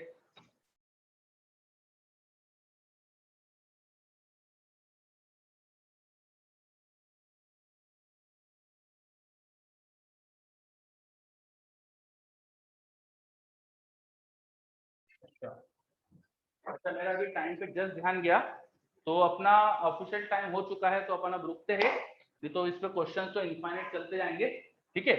अब ये आपके लिए होमवर्क है, ये करके लाइए, और BB1 पूरा ही कर सकते हो आप, तो मैं अभी और क्वेश्चन करवाऊंगा आपको, लेकिन BB1 पूरा करके आओ, ठीक है। कोई हार्ड एंड फास्ट मतलब ऐसा नहीं कि करके आना ही है, जितना हो जाए उतना करना है, ठीक। फोर्थ का आंसर बता देता हूँ, चलो। तो फोर्थ में पहले इस वायर की फील्ड लिख देते हैं, तो μ0/4 दोनों वायर का आएगा, कॉमन ले लो, आई अपॉन परपेंडिकुलर डिस्टेंस, आई दोनों वायर में सेम है, आर भी दोनों में आ जाएगा, उसे कॉमन ले लिया, इसकी परपेंडिकुलर डिस्टेंस में नीचे साइन थीटा आ जाएगा, एक पूरी का एंगल इनफाइनाइट, और ये वाला एंगल होगा थीटा, तो ये 90 - थीटा, तो एक का इंफिनिटी का 1 और 90 - थीटा का साइन मतलब कॉस, इसके लिए आ जाएगा। और दूसरे के लिए ये थीटा, तो ये भी थीटा, तो दूसरे के लिए ऊपर 1 + sin थीटा और नीचे cos थीटा, तो ये आंसर होने वाला है इसका, इस क्वेश्चन का आंसर ये आएगा। इसको थोड़ा सा अरेंज कर लो, आंसर मिल जाएगा। चलो इसको थोड़ा सा अरेंज कर लेना अच्छे से बस, ठीक। ओके, तो अब ये तीनों एक जैसे क्वेश्चन है, ये तीनों ही n साइडेड पॉलीगॉन है, ये 3 साइडेड पॉलीगॉन, ये 4 साइडेड पॉलीगॉन, और फिर जनरल पूछ लिया तो इसका निकाल लेना, तो बाकी दोनों का भी आ जाएगा, ठीक है। चलो यहाँ नीचे कॉस आएगा, यहाँ नीचे साइन आएगा, सही है, और वहां कॉस आएगा, सही तो है ना? ओके, तो रणदीप बोल रहा है परपेंडिकुलर डिस्टेंस देखो बस क्या है, इस वाले वायर की परपेंडिकुलर डिस्टेंस होगी r sin थीटा, तो वो sin थीटा नीचे आया, और ऊपर 1 प्लस साइन एंगल होता है, ऊपर होगा दोनों एंगल के साइन का, तो इधर वाला एंगल 90 और ये वाला एंगल क्या होगा 90 माइनस थीटा होगा ना, ये वाला एंगल 90 माइनस थीटा होगा ना, तो sine 90 minus theta should be cos theta, sine 90 minus theta should be cos theta, समझे? हाँ चलो ये सही है एक्सप्रेशन, यही आएगा आंसर, है ना। एंगल का ध्यान रखना, ये 90 माइनस थीटा है और ये थीटा है, ठीक है। ओके चलो, तो आपका 5 मिनट और ऊपर ले लिए मैंने, तो इसलिए जल्दी से रुकते हैं अपन, मिलते हैं नेक्स्ट क्लास।